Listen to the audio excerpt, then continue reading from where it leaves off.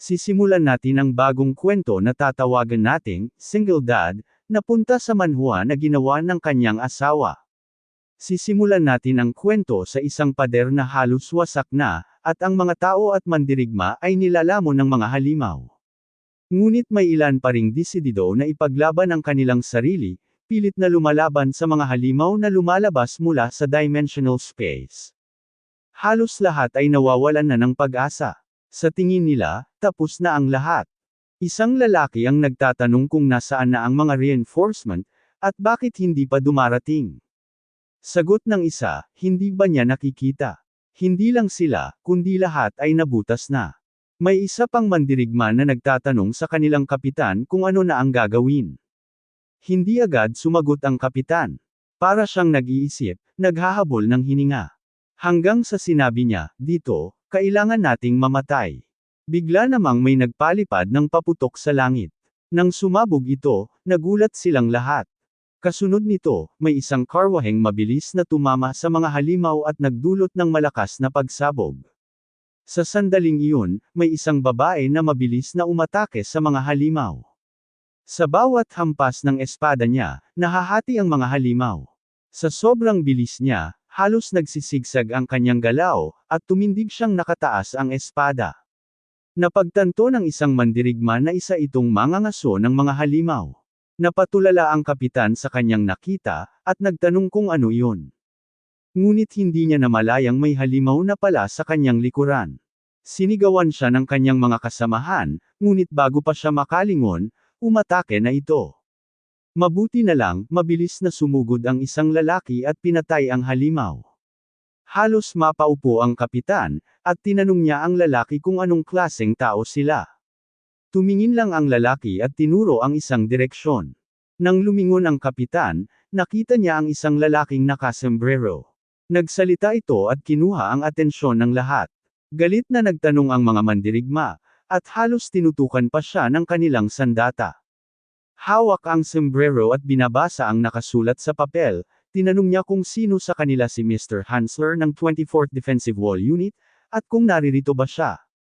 Nagulat ang dalawang mandirigma, at tila nawiwerdohan sa kanilang narinig. Ang hinahanap pala nito ay ang kanilang kapitan. Kaya nagpresenta ang kapitan at sinabing siya si Hansler. Sinabi ng ating bida na inutusan siya ng pamilya nito na magdala ng gamot at pagkain. Halos hindi makapaniwala ang kapitan. Isa pala itong tagahatid. Napatanong siya kung paano nagkaroon ng tagahatid sa larangan ng digmaan. Lumapit ang ating bida, inabot ang isang kahon, at pinapirma ang kapitan sa isang papel na nagpapatunay na natanggap niya ang items. Biglang nagtanong ang kapitan kung ayos lang ba ang kanyang mga anak, at kung ang kanyang ina ay malusog pa. Hindi ito sinagot ng ating bida. Sinabi niya lang na isa siyang tagapaghatid, at wala siyang alam tungkol sa nagpapadala. Habang nakangiti, itinuro niya kung saan pipirma, kaya agad na pumirma ang kapitan. Muli, may paputok sa himpapawid na kumuha ng kanilang atensyon. Parang hudyat ito ng muling paglitaw ng mga halimaw. Iniisip ng ating bida na sa susunod pang 2 taon, ganito pa rin ang mangyayari. Nakangiti siyang pinagmamasdan ng paputok. Sa hangganan ng pader, nagsisimula ng lumusab ang mga halimaw. Kaya sinabi niya sa kapitan na aalis na sila. Bigla naman siyang pinigilan ng kapitan, at tinanong kung maaari rin ba siyang gumawa ng kahilingan. Tinanong pa niya kung ano ang kailangan. Pera ba? Magbabayad siya ng kahit ano, bilang kabayaran. Bahagyang lumingon ang ating bida, at sinabing customer niya ito. Habang inaayos ang kanyang sombrero, nakangiti niyang tinanong ang kapitan kung ano ang gusto nitong ipadala at kung saan. Bumalik ang eksena sa nakaraan, bago pa maganap ang kaguluhan. Tahimik at payapa ang bansa. Sa loob ng isang gusali, sakay ng elevator, ang ating bida na si Junho ay pinagpapawisan.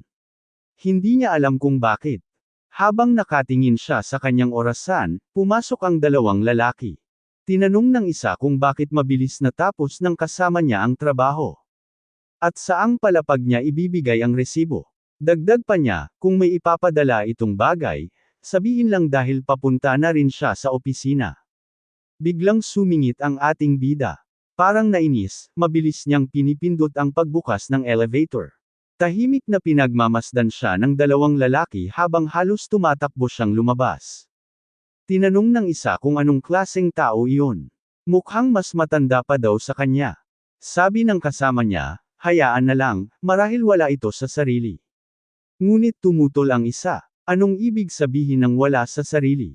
Dahil lang ba magulo ang field, kaya niyang baliwalain ang mga office staff. Sabi pa niya, narinig daw niya na ang asawa nito ay naglayas. Hindi nila alam kung talagang naglayas o nawawala. Ngunit maganda ito at isang novelista, kaya marahil ay may ibang nakuhang paraan sa buhay. Mayroon pa itong isang anak na babae. Ngunit ang bata ay may malubhang karamdaman. Sabi ng doktor, kakaiba ang sakit nito, ang kalahating katawan niya ay nanghihina, parang isang matanda. Sa umpisa, walang malinaw na sagot ang mga doktor, ngunit ngayong araw, nakatakda ang appointment ni Junho para sa panibagong pagsusuri ng kanyang anak. Naupo siya sa harap ng doktor, at mabigat ang loob na pinakinggan ang kanilang conclusion. Mahirap makahanap ng lunas, at wala silang nakikitang pag-asa sa malapit na panahon. Napaluha si Junho habang tinitignan ang kanyang anak. Ngunit hindi siya susuko, dahil ang bata na iyon ang natitira na lamang sa kanya. Halos lahat ng kanyang sahod ay diretso sa gamutan ni Ayang, umaasang balang araw ay mabibigyan niya ito ng mahaba at masayang buhay. Patuloy ang walang katapusang araw ng trabaho para kay Junho. Halos wala na siyang pahinga, laging daladala ang kanyang anak sa trabaho dahil wala siyang ibang mapag-iiwanan. Pagod, kulang sa tulog, at halos walang maayos na kain, ganito ang paulit-ulit na buhay niya. Hanggang isang araw, biglang nabasag ang paulit-ulit na siklo na iyon. Habang inuubo, biglang may dugo ang lumabas sa kanyang bibig. Agad siyang nagpunta sa ospital para magpa-eksamin. At doon, bumagsak ang lahat ng kanyang mundo. Malungkot na ipinaalam ng doktor na may malubha siyang sakit, stomach cancer sa huling yugto. Pwede pa siyang mabuhay ng ilang buwan kung magagamot, ngunit pagkatapos noon, wala nang kasiguraduhan. Parang gumuho ang lahat para kay Junho. Sa isip niya, ito na ang katapusan ng kanyang kwento. Bumalik sa alaala niya ang sandaling una niyang nakilala ang kanyang asawa. Hindi niya maintindihan kung saan nagsimulang bumagsak ang lahat. Ang akala niya, ang sakit ng kanyang anak na congenital ang pinakamasaklap na mangyayari sa kanya. Ngunit pagkatapos noon, bigla na lang nawala ang kanyang asawa, isang kilalang manunulat sa buong bansa. Hindi na ito muling nakita, at idineklara na ng pulisya na patay na. Pinaglalaroan ang alaala ng kanyang malulungkot na sandali, napatayo si Junho sa gitna ng malakas na ulan, karga-karga ang kanyang anak. Mula sa tuktok ng isang mataas na gusali, napakaganda ng tanawin ng lungsod kahit pa masama ang panahon. Nagising siya sa ulirat nang mapansin ang kanyang anak. Basang-basa si Ayang, inuubo at paulit-ulit na tinatawag ang kanyang ama. Mahigpit siyang kumapit sa daliri ng kanyang tatay, at doon tuluyang bumalik si Junho sa katinoan. Sa garalgal na tinig, humingi siya ng tawad sa anak. Pinatawad siya na halos malapit na niyang gawin ang isang kamalian na hindi na dapat. Paulit-ulit siyang humingi ng tawad habang niyayakap ang bata, sinasabi na sobrang natatakot siya at hindi niya alam ang susunod na gagawin. Napaiyak siya sa gitna ng kanyang mga salita, ngunit pilit din siyang ngumiti para ipakita sa anak na magiging maayos ang lahat. Sinabi niyang panahon na para umuwi at magpatuyo ng kanilang katawan. Ngunit biglang, isang malakas na kidlat ang tumama malapit sa kanila. Napaigtad si Junho at mabilis na lumingon. Dahil sa pagmamadali, nadulas ang kanyang kaliwang paa. Isang iglap lang, naramdaman niyang nawalan siya ng balanse. Ang mag-ama ay sabay na nahulog mula sa mataas na gusali. Tahimik na nakatingin ang bata sa kanyang ama, hindi makapagsalita habang sila'y bumabagsak. Pilit inabot ni Junho ang kanyang anak, kahit alam niyang wala na siyang magagawa. Napuno siya ng sama ng loob sa kawalang awa ng mundo. At ang huling bagay na kanyang naramdaman, ay ang malakas na tunog ng pagkabagsak. Pagkatapos noon, tuluyan siyang nawalan ng malay habang napapalibutan ng mga halimaw. Dito na po nagtatapos ang ating kabanata, abangan ang mga susunod pa nating upload.